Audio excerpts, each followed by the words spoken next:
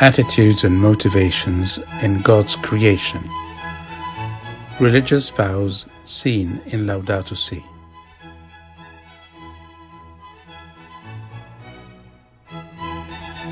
Traditional religious vows. Obedience. Blessed are the meek, for they will inherit the earth. Blessed are those who hunger and thirst for righteousness, for they will be filled. Poverty. Blessed are the poor in spirit, for theirs is the kingdom of heaven. Chastity. Blessed are the merciful, for they will be shown mercy. There are three traditional vows of poverty, chastity, and obedience which most religious profess today. By means of these vows, both dimensions of religious profession, the prophetic stance towards the world, and the commitment to the transformation of the world in Christ are specified. Obedience and freedom. We are not only a freedom which creates itself. We do not create ourselves. We are spirit and will, but also nature. Where we ourselves have the final word, the misuse of creation begins when we no longer recognize any higher instance than ourselves, when we see nothing else but ourselves.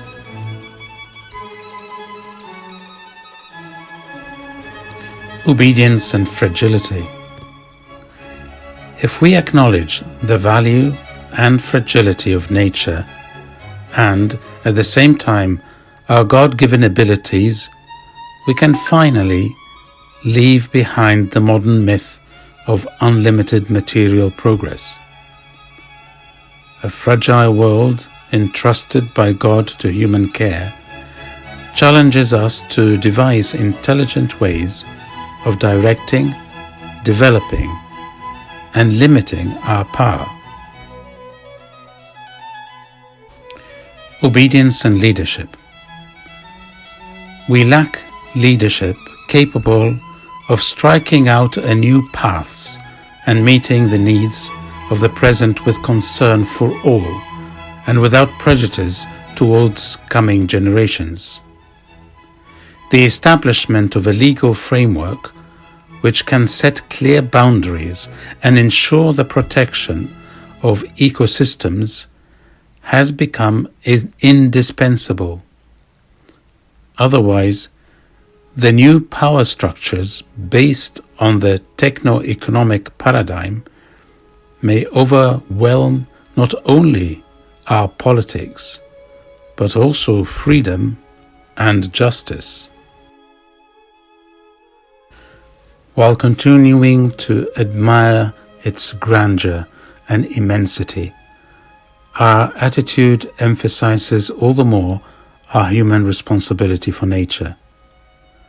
This rediscovery of nature can never be at the cost of the freedom and responsibility of human beings, who, as part of the world, have the duty to cultivate their abilities in order to protect it and develop its potential.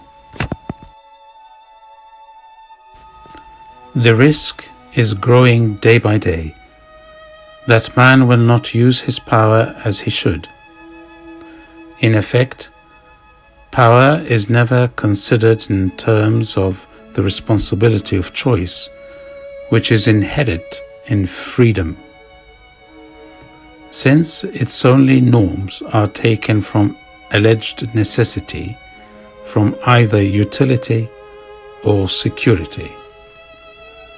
By Romano Guardini.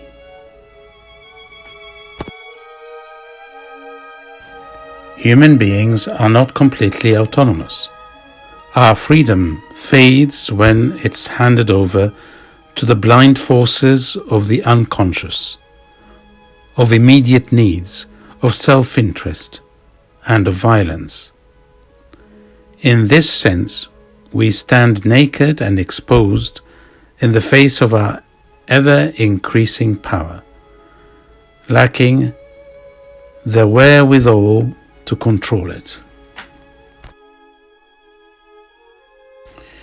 In the most radical sense of the term power is its motive, a lordship over all.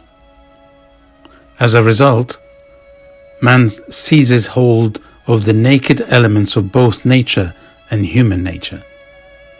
Our capacity to make decisions, a more genuine freedom, and the space for each one's alternative creativity are diminished.